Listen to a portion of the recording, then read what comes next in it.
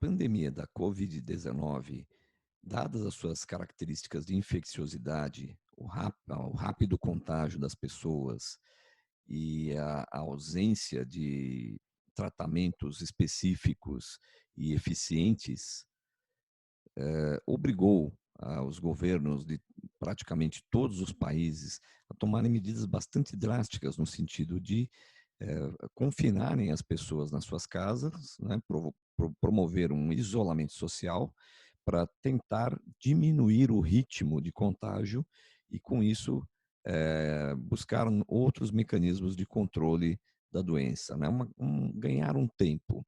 No Brasil, o presidente e alguns empresários, não contentes com essa situação, têm estimulado as pessoas a retornar ao trabalho, minimizando a questão do contágio e considerando que o número de pessoas que podem morrer ou que já morreram e que podem morrer, não justifica uma parada total da economia e o seu consequente colapso. Será que estamos vendo a manifestação de um darwinismo social extremado no nosso país? Isso talvez não surpreenda muito, né, quando a gente pensa qual é a nossa história, pelo menos a nossa história nos últimos 30, 40 anos.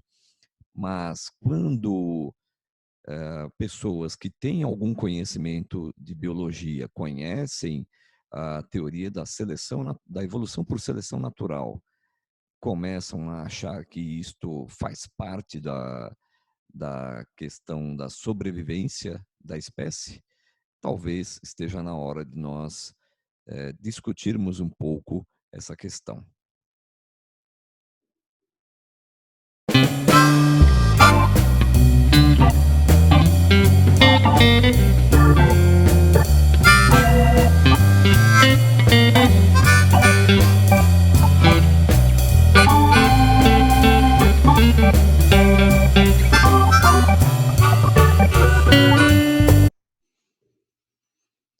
Salve, salve, pessoal. Quem fala é Armando Luiz Serra, do canal Armando nas Redes. E hoje eu quero falar sobre um assunto que está aí, né, aparecendo nos meios de comunicação e que me chamou bastante a atenção, até mesmo porque pessoas que supostamente deveriam ter um conhecimento mais adequado do que vem a ser a teoria da evolução por seleção natural do Charles Darwin, parece que estão se equivocando com relação ao papel que ela tem nas explicações sobre a diversidade da vida na Terra. Embora eu tenha começado com essa digressão sobre seleção natural, né? Na parte introdutória eu mencionei a questão que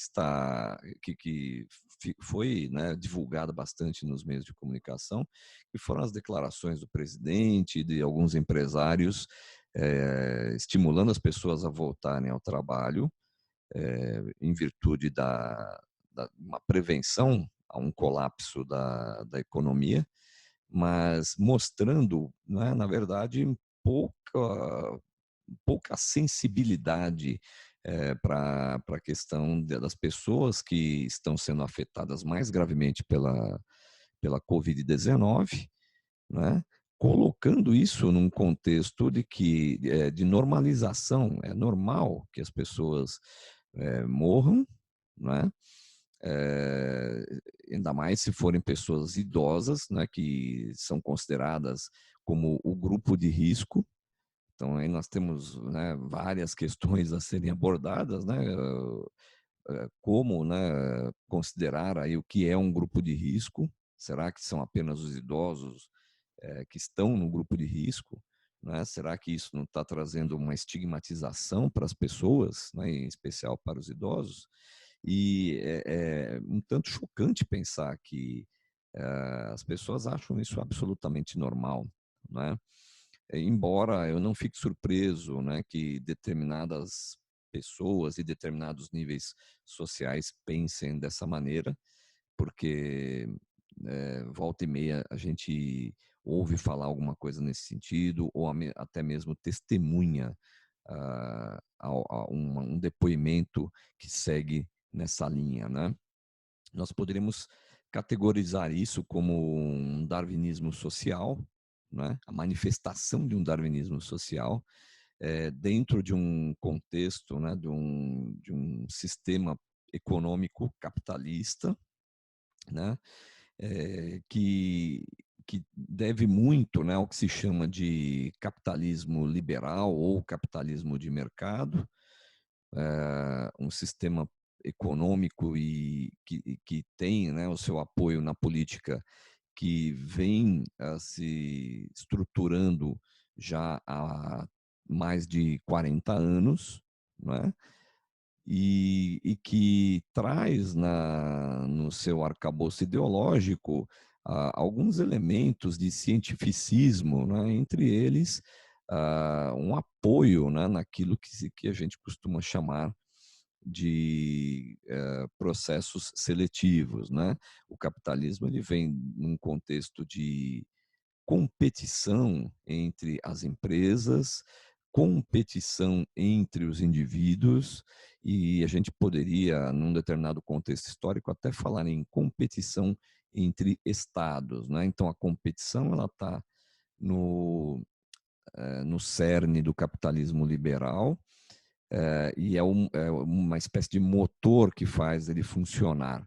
Né? E nessa competição, alguns vão se dar muito bem, né? Aqueles que teoricamente estão mais bem preparados, enquanto que aqueles que estiverem menos bem preparados vão perecer, né? Vão desaparecer, né? Enquanto agente da economia, tá certo?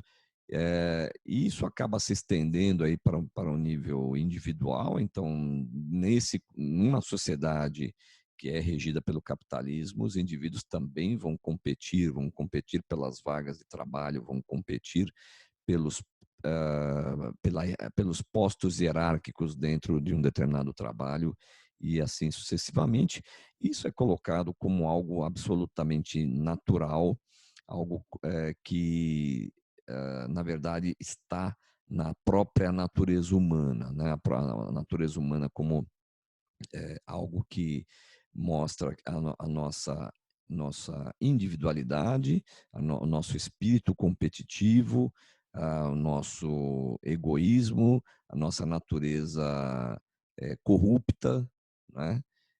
E o capitalismo liberal ele conseguiria então canalizar essas características da nossa natureza humana num sentido construtivo, no sentido de promover o desenvolvimento econômico, promover o acúmulo de riquezas, né? Isso acabou encontrando uma base de sustentação na ciência, né? Isso vem lá de meados do século XIX, talvez, na verdade, até um pouco antes, né? Com alguns pensamentos, algumas doutrinas que vêm do pensamento social europeu em geral e em inglês em particular, que já nascem lá no final do século XVIII, né? E vão se estruturando ao longo do século XIX, mas talvez aí o que mais acabou influenciando o pensamento político, econômico e social no Ocidente foi a teoria da evolução por seleção natural, proposta pelo Charles Darwin, né, em 1859, com a publicação do livro A Origem das Espécies por meio da seleção natural, ou favorecimento das raças na luta pela sobrevivência. Né? Isso, na verdade, acabou extrapolando o âmbito da ciência pura e simplesmente, né? O que nos faz pensar que a ciência, embora algumas pessoas tendam a pensar assim, ela não é neutra, ela está sempre inserida num contexto social, mas o fato é que isso acabou permeando outras áreas do conhecimento, então a economia, a política, a sociologia, a psicologia e outras áreas, né? E criou-se, né, a partir desses arcabouços teóricos vindos do pensamento social, vindos da economia e também das ciências da natureza, a ideia de um darwinismo social. Né? Se a gente fosse falar sobre darwinismo social pura e simplesmente nesse vídeo, nós perderíamos um tempo enorme. Né? É um assunto bastante complexo, mas o que eu quero ressaltar aqui é o seguinte, né, que esse pensamento darwinista social, ele vem muito embasado no pensamento original do Charles Darwin, do Herbert Spencer, né, que de certa forma, né, ele reivindica, né, que uma antecipação ao pensamento do Darwin, uh, principalmente no que diz respeito ao termo que foi adotado pelo Darwin, que é a sobrevivência do mais apto, né? E, e aí, é claro, a gente precisa analisar esse pensamento darwinista social à luz do que é, na verdade, o pensamento evolucionista, tá certo? Então, o Darwin, ele propõe, né, a questão da luta pela sobrevivência, né, dos organismos, né, os organismos que se apresentam com uma determinada variação, essa variação ela originada a partir dos processos reprodutivos. Essa variação, né, ela vai se colocar nas condições dadas pelo ambiente, e alguns indivíduos que tenham alguma variação favorável, eles acabam sendo favorecidos, eles acabam sobrevivendo, conseguem alimento mais facilmente, conseguem se manter, conseguem fugir de predadores, conseguem superar doenças e assim por diante, e se reproduzem e transmitem para sua descendência essas variações favoráveis, e isso vai se acumulando ao longo do tempo. Né? Então, nós temos aí, né, um pensamento base vindo da teoria proposta pelo Charles Darwin, e que acabou exercendo uma influência enorme naquilo que se chamou depois de darwinismo social. E se nós formos analisar com cuidado isso, nós vamos ver que as pessoas continuam aplicando isso até hoje, assim, da maneira como isso foi formulado originalmente, né? Mas algumas questões que aparecem aí são, então, por exemplo, em que nível se dá a seleção, né? Quem que são, né, os mais aptos, né? São indivíduos, é uma população, é uma espécie inteira, né? Ou seja, qual é o nível em que ocorre essa luta pela existência, pela sobrevivência, né? E a sobrevivência do mais apto, né? E o que é também aquele que é mais apto? Qual é o parâmetro? Qual é o critério? Tá certo? Isso gerou muita discussão na própria biologia ao longo do tempo, né? Porque chegou-se a cogitar que essa forma de pensar era uma forma de raciocínio circular que não levava a nenhuma outra consequência com relação ao evolucionismo, né? Até que a teoria da evolução ela sofreu aí modificações substanciais na primeira metade do século XX, né? Até porque no final do século XIX e mesmo no início do século XX, o darwinismo, embora tenha influenciado muitas outras áreas, basicamente estava em declínio. Né? Então, a ideia né, de que a evolução se daria pelo mecanismo de seleção natural não ganhou, não tinha uma aceitação unânime dentro da comunidade científica. né? Porém, no início do século XX, com a redescoberta dos trabalhos do Mendel, né, o desenvolvimento da genética de populações, né, juntamente com outras áreas, em especial a paleontologia, formou-se, né, o que a gente chama de teoria sintética da evolução, ou né, neodarwinismo, nova síntese evolutiva e por aí vai, né?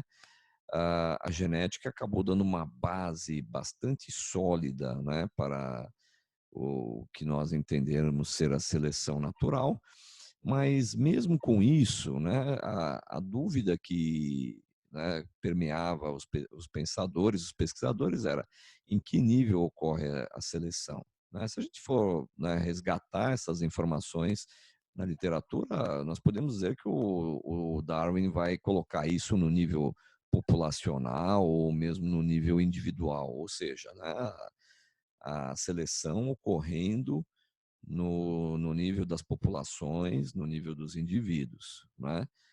Há quem diga que a seleção deve ocorrer no nível de espécie, né? Então na espécie como um todo, e não apenas nos indivíduos, no nível dos indivíduos ou das populações. Mas, de certa forma, né, isso não foi empecilho, né, no contexto do darwinismo social, aparentemente. Mas é lógico que isso gerou contradições. Né? Então, quando a gente pensa num darwinismo social, é, a gente pensa em competição, né, entre os indivíduos, na competição entre as empresas, na competição entre os países, né? Então, o darwinismo social ele vai assumir diferentes formas em diferentes países ao longo do tempo. Ora, ele justifica o capitalismo liberal, o laissez-faire, né? A liberdade de empreendimento, a liberdade econômica.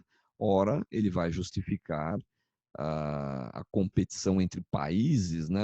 Quando a gente pensa no imperialismo, né? Que alguns países exerceram sobre outros países, sobre continentes, enfim. Ah, e mesmo no contexto da guerra, né? E aí é curioso a gente pensar no contexto da guerra, né? Porque se a gente é, parar para pensar, não é quem que vai para a guerra, né? Quando um país entra em guerra, quais são os membros da sociedade que vão para a guerra? São indivíduos, homens, né? Hoje em dia, lógico, tem mulheres também, né? Mas historicamente nem sempre foi assim. Homens que têm qualificações físicas e mentais adequadas para isso. Ou seja, né, aqueles que, de uma perspectiva biológica, são os mais aptos, né, física e mentalmente, e são os que morrem na guerra. Né? Quem que sobra? Sobra aqueles considerados os menos aptos. Né? Então, é interessante a gente analisar o darwinismo social nesse contexto, porque, ora, ele vai justificar uma determinada forma de pensar, né, a estrutura de uma sociedade, a organização econômica, política e social, ora vai justificar um outro tipo de organização política, econômica e social. Ora justifica a livre iniciativa, ora justifica um capitalismo de Estado. Né? Então, sempre levando em conta a questão da competição. Né? Então, quando usando, né, um pouco o jargão do Darwin, né, a luta pela vida, a luta pela sobrevivência, né, então pressupondo aí uma competição. Né. Muitas vezes também o darwinismo social ele é confundido com a eugenia, né, que na verdade envolve uma seleção consciente de organismos, né, pensando num termo bem geral, se nós falarmos de seres humanos, né, então uma seleção consciente daqueles considerados mais aptos física e mentalmente para constituírem família, se reproduzirem, né, e ao mesmo tempo impedir que aqueles considerados menos aptos para deixar descendentes se reproduzam, constituam família, tá certo? Só que aí nós temos talvez pontos um tanto contraditórios, porque quando a gente pensa no darwinismo social, então nós estamos falando de processos de seleção que estão de acordo com as nossas características, com a nossa natureza, com a natureza humana, né? Quando nós pensamos em eugenia, nós pensamos em uma seleção consciente, né? Então não, né, um princípio de seleção natural agindo, mas políticas que são propostas para, digamos assim, melhorar as características da raça, né? Usando o jargão que normalmente era usado por eles, tá certo? E se a gente analisa isso historicamente, há darwinistas sociais que são contrários à eugenia e vice-versa, né? Então, a gente precisa também usar isso com muito cuidado, né? O que nós temos visto no Brasil e até em outras partes do mundo, né? É a ideia de que a forma mais adequada, né, de promover a prosperidade, de promover a geração de riquezas, não é o Estado deixar a economia, de intervir na economia, tá certo? O Estado ser apenas um promotor, né, do desenvolvimento econômico, um estimulador do desenvolvimento econômico, tá certo? Então, o que nós vimos no Brasil aí nos últimos anos? Né? Alterações na legislação trabalhista, na legislação referente à previdência social, né? Retirando, né, o Estado dessas atribuições. Né? E isso a gente vê também nos Estados Unidos, vimos também isso nos países europeus, embora nos países europeus eles ainda consigam manter uma rede de proteção social, né? Então nem de todas as atividades o Estado abriu mão, tá certo? Mas isso vem acontecendo já há mais de 40 anos, e o que nós estamos vendo é um aumento assim brutal da desigualdade econômica, e isso tem consequências em termos da organização social. Né? Então, um aumento da pobreza, um aumento do número de moradores de rua, populações então que se tornam vulneráveis porque não tem nenhum mecanismo de proteção social. Não é? E no Brasil estamos vendo isso aí também de forma acentuada nos últimos anos. E é interessante, né? Porque as pessoas acham que isso é normal. Isso tem a ver com o quê? Né? Com a capacidade das pessoas terem uma iniciativa para promover a própria prosperidade. Né? A meritocracia. A meritocracia e darwinismo social, elas podem andar de mãos dadas. Né? Agora, pressupõe-se, né, num contexto social, que se a meritocracia de fato prevalece, é necessário que haja igualdade de condições, igualdade de oportunidades. Não é? O que é contrário à ideia base da meritocracia, de um capitalismo liberal, que, na verdade, considera que as pessoas, os indivíduos, não são iguais, não nascem iguais, portanto, eles terão diferentes quinhões, diferentes recompensas, né, da sociedade devido a essas suas diferenças. Então, aqueles que são considerados mais fortes, os mais inteligentes, etc., eles vão acabar tendo acesso à melhor educação, às melhores condições de alimentação, de moradia, etc., né? Enquanto que outros, na verdade, vão ficar relegados a condições mais precárias de moradia, de educação, de alimentação, etc. Né? Então, isso é naturalizado no contexto de um capitalismo social, né? De um capitalismo liberal, perdão. Agora, é interessante lembrar, dentro de uma perspectiva evolutiva, né? Primeiro, né, será que a noção de seleção natural que é usada nesse contexto é a noção que é usada no contexto da ciência, né? Então, se a gente examinar a literatura, a gente não tem tempo de fazer isso aqui, mas o que se fala em termos de seleção hoje em dia está voltado para a questão da aptidão. E a aptidão é o quê? Né? A aptidão é a capacidade que um organismo tem de se reproduzir, de deixar descendentes, né? E uma outra questão também é em que nível isso está ocorrendo, né? Em que nível ocorre a seleção.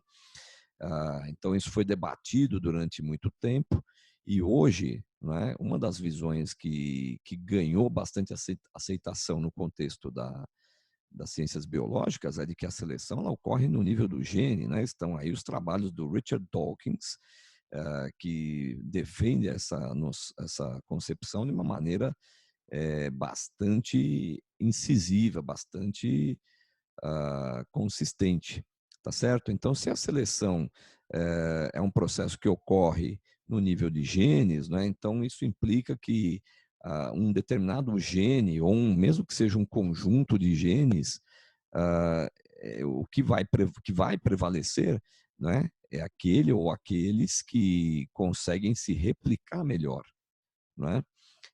E será que isso tem a ver, então, com esse contexto todo que nós estamos falando de luta pela sobrevivência, competição, né, no meio da sociedade? Né? Então, é importante a gente ter essas questões em mente, porque a justificação de uma determinada situação ela tem que estar baseada numa narrativa, numa construção teórica que leva em conta todo um desenvolvimento do pensamento ao longo do tempo, né? E não ser baseada em ideias que, de certa forma, elas já não são um consenso dentro da comunidade acadêmica, científica, né? Além disso, né, a gente tem que lembrar uma coisa, né? Se a gente for pensar em termos evolutivos, nós descendemos de primatas, né? Então, se nós olharmos para os nossos parentes mais próximos, nós vamos ver que a base daquilo que é a sociedade humana, ela já se encontra ali nos nossos ancestrais, né? Nos chimpanzés, tá certo? E só que é óbvio, né? Ao longo do tempo, com a evolução da linhagem que deu origem à nossa espécie, nós atingimos um nível de socialidade muito mais elevado, atingimos uma complexidade em termos das relações dentro dos grupos, dentro das sociedades, tá certo? E esse tipo de organização pressupõe o quê? Né? Cooperação, né? O que se coloca, então, um pouco em oposição àquilo que o capitalismo liberal prega, né? Que é o quê? Né? O individualismo, né? A livre iniciativa, a iniciativa individual, que seria o motor, né, da economia, a, a, as ambições, né, individuais de pessoas que empreendem, que acabam levando, né, a um desenvolvimento econômico. Né? Mas será que essa forma de pensar não desagrega aquilo que tem, né, de comunitário, de social na nossa espécie? Né? Então, se nós olharmos lá para trás, se olharmos para os nossos parentes mais próximos, nós vamos ver ali que existe graus de cooperação, né? Existe uma estrutura que procura diminuir as tensões entre os indivíduos do grupo, embora possa haver situações de individualismo, né, de egoísmo, tá certo? Então, no fundo, nós temos um pouco dessas duas coisas. Não podemos dizer que a nossa natureza ela é fundamentalmente egoísta, mas mesmo que não possamos dizer que ela também não é fundamentalmente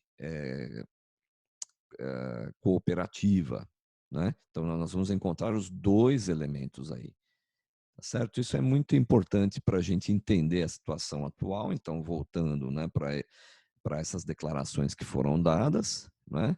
Então, será que nós simplesmente temos que deixar as pessoas morrerem? Não é? Porque o grupo que era predominantemente atingido era o dos mais idosos, né? Os mais vulneráveis, né? Ou então pessoas que já tinham alguma condição que aumentava a sua vulnerabilidade. Será que nós não podemos, enquanto sociedade, fazer alguma coisa no sentido de proteger, ou pelo menos tentar proteger essas pessoas? Tá certo? Então é muito importante que as pessoas pensem assim, em especial pessoas que têm um conhecimento biológico. Nós precisamos, na verdade, do conhecimento biológico adequado, precisamos também ter um conhecimento do contexto social, tá? É importante que a gente proteja a nossa estrutura social, porque a perspectiva fora disso é a perspectiva do caos, né? Então, daí a gente vê esse embate, né, entre aqueles que propõem medidas para fazer uma proteção das pessoas vulneráveis no contexto social. Então, os idosos, aqueles que têm alguma condição, alguma doença que os tornam mais vulneráveis, as pessoas que estão economicamente e socialmente marginalizadas, uma vez que essas pessoas não têm, não têm acesso muitas vezes ao sistema de saúde, ou mesmo não têm para fazer o mínimo que está se pedindo, que é o isolamento social, né? Já que muitas dessas pessoas moram em grandes números, né? São famílias, às vezes numerosas, que moram em imóveis que têm um espaço reduzidíssimo, tá certo? Então, isso vale como uma reflexão aqui. Obviamente, eu não sou portador de nenhuma verdade absoluta, aliás, isso não existe, né? Mas é importante a gente trazer algumas contribuições para as pessoas pensarem, né? Pois, no meu modo de ver, as pessoas se equivocam quando falam que há um exagero nesses números, né? Isso mostra uma falta de entendimento muito grande, né, de como é que está se dando a dinâmica da transmissão da doença. E isso para um biólogo, né? Um biólogo, mesmo que ele não seja especialista, é importante ele se informar, ele ter uma ideia do que está acontecendo, até para poder explicar isso para as pessoas, tá certo? E usar esse conhecimento para trazer contribuições no contexto de tentar ajudar as pessoas e não simplesmente achar que tudo que está acontecendo faz parte de algo que é uma lei da natureza imutável e que nós não podemos fazer nada a esse respeito. Nós não podemos não podemos parar o país, não podemos parar a economia em função disso, né? Isso é ver a economia como um fim, né? E não como um meio, tá certo? Então, a minha proposta aqui é que nós enxerguemos o homem como um fim e não como um meio, né? E a economia, sim, ela é um meio e não um fim, tá certo? Então, por hora é só. Provavelmente eu volto nesse assunto num outro momento, num outro contexto, e espero que vocês possam fazer comentários, colocar questões, tirar dúvidas, e contribuir, então, para que as pessoas pensem a respeito do que nós estamos vivendo no momento, tá bom? Então, um abraço a todos e até a próxima.